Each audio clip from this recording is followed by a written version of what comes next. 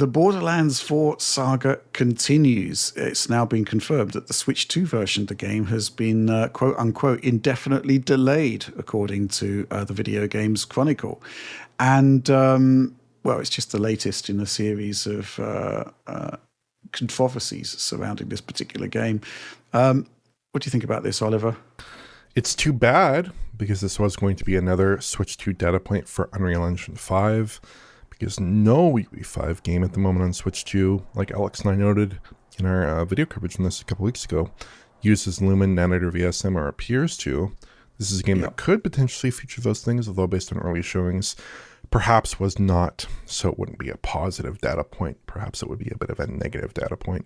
But I think this delay is probably for the best, because this game is in a bit of a state on every platform it's shipped on up to this point, and I presume that might be the case for Switch 2 as well.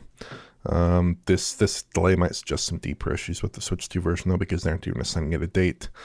But yeah, it's got issues. Obviously, Alex can talk about the PC issues and what the recent advice has been regarding those PC issues.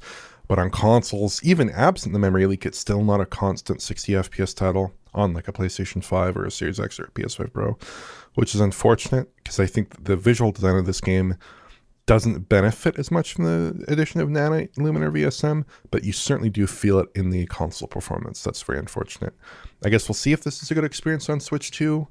You know, maybe given the art style, it could still look all right here. It could still look pretty good, unlike a game like Fortnite, which looks totally different.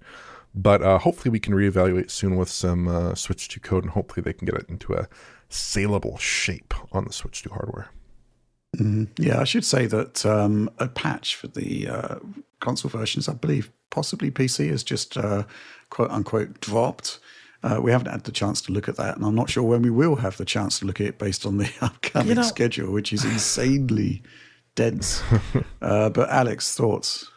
Well, there's a couple of things. I just want to say, as a DF person whose job is to like review games from a technical perspective, I just want everyone in the audience to know that I don't think it's reasonable for us to be constantly chasing nebulous performance patches. Right. Like, I think it's a waste of unless our time. it's not nebulous. Yeah, and you never know. Like, like you're Rich. Yes, we just don't know, and apparently the developers don't know because they can't describe it. Regarding recent patches to the PC version, which there's probably going to even be more by the time this video comes out, and some shortly thereafter, because the title's reached this point where it's launched and it's not in a good place, so we have to constantly keep patching it. There was a phrase by Gearbox in regarding the most recent patch, as quoted here on PC Gamer. Stuttering issues should resolve over time as the shaders continue to compile in the background while playing. And this is in reference, this was posted on Twitter, and this is in reference to complaints about the game, or just like kind of trying to head off complaints about the game's performance post-patching. And to me, this is like the statement that I really, really dislike. No, Angry Alex is back again. There's this phenomenon in Germany where, and this is very relevant, where, by the way, because you can go down a street and it's got potholes in it and stuff like that, or like giant holes in the ground where you're walking. And there's a sign that says Gehwegschäden or Gehwegschaden or whatever.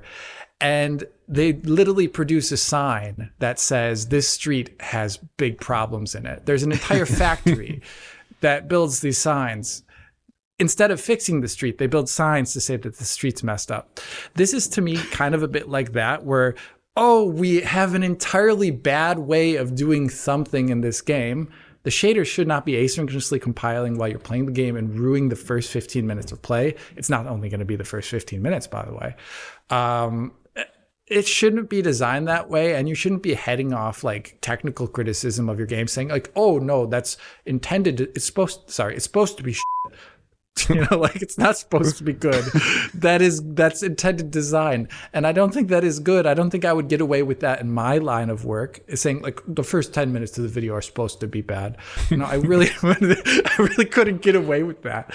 And, you know, I don't think a lot of people could. And I think if you buy a game, you should maybe expect certain sort of technical qualities there as part of the experience, especially from a rich, publishing studio.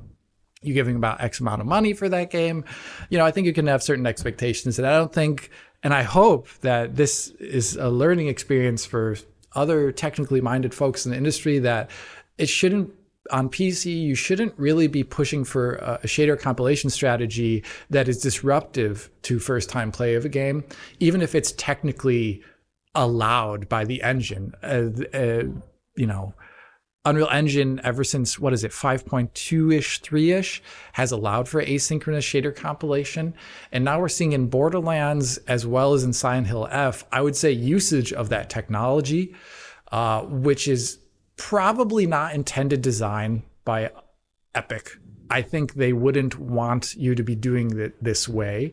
They'd want you to be making some sort of decision about which ones are pre-compiled and which ones aren't, but not having it be the primary way it's done, because it's going to take up a certain amount of processing time on your CPU in the background, and it is not going to be controlled to the point where it allows you a decent, consistent frame time experience. And that is like when I covered Borderlands 4 here for the channel briefly in DF Direct, I was like, it's a little bit weird when you get into combat, the frame times get like a lot worse for some reason in a non-GPU limited way. And at the time I was just like, I can only theorize as to why this is happening. And now we know after the fact that the game is constantly asynchronously compiling shaders every single time you do almost anything. And I think that's really bad design. And I just really want to call this out, because it's not okay just to say like, we designed something poorly, you have to live with it. Rather, they should be changing their entire design to have an entirely different shader compilation strategy. And that is definitely not the way to do it. I mean, going back to the Switch side of things, there was a statement that just said, "We need to share that the release of Borderlands 4 on Switch 2 is being delayed. We do not take this decision lightly, but are committed to ensuring we deliver the best possible experience to our fans, and the game needs additional development and polish time to do that. Our hope is also to better align this release with the addition of cross saves, which we are working on and recognise is very important. We will update you all on the new release timings once we've fully adjusted our plans." I guess, they left it so close to the wire there, to the release there, that you can't help but think, why did it take so long to make this decision? Surely they would have seen that the quality wasn't there considerably earlier. Interesting, Alex, to see that you're comparing the problems with game compilation to potholes and signs on the street.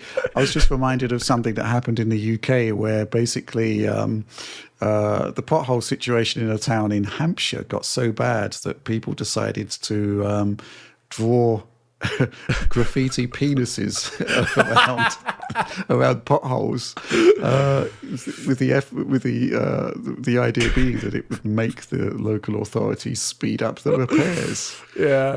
I'm just reading the report here. Facebook users disagreed over the likely council response, describing the drawings as "quote unquote" heroic or "quote unquote" Neanderthal. But coarse and vulgar, similar, obscene and offensive to those of a sensitive nature. Another replied, "In other regions, the vulgar protest appears to have gotten results where polite and more conventional complaints have gone unanswered." So I guess my question to you, Alex, is what is the equivalent of the graffiti penis in this scenario? It's probably, you can't do much to the game itself, but I would say the equivalent is like I actually didn't play the game, but I reviewed it on Steam kind of thing. Like the Steam bomb. The Steam bomb review is, I would say, slightly vulgar. I don't think that is a great response always. I think the best thing to do is refund the game. But there's a limited time span there. There's this 2-hour time span, but in the case of this game, at least, you would immediately see that there's a problem. So yeah. Final thoughts, Oliver? Not too many thoughts. I think this is a pretty egregious element of publisher behavior. I also think that just Randy's performance in general is not helping, because he's handling it in that classic runs fine on my PC way, where he's blaming the user for having older hardware, for having, in his terminology, 2 or 3 year old hardware, or for not using DLSS or even DLSS frame generation or other performance enhancing settings. He's basically saying, on your RTX 5090, you better turn on 4x MFG, or else you're not going to get a good experience. On the console side of things, I feel like he is acknowledging the issues more explicitly, because you can't get around it there. You can't just say, "Oh, it's your hardware configuration. Go figure it out yourself." He actually has to acknowledge, like, yes, there is potentially this issue with extended playtimes, and you should restart your game as an alternative. That's not a satisfactory alternative. Whereas on PC, you can kind of obfuscate a little bit more. So I think that's just the charming aspect of kind of the way that PC, settings adjustments and developer relations kind of occur nowadays. But it's unfortunate because, like, with this game, just the incredible variety of shader permutations, I don't think that this kind of asynchronous shader compilation is an appropriate solution at all for this game. It is just producing these massive shader cache files, and it's just doing all this nasty business that really should have probably been addressed when they were actually authoring the art for this game, I would think, in the first place. When they're actually making this game in the first place, probably is not something that they should be trying to address now and suggesting that the users are at fault.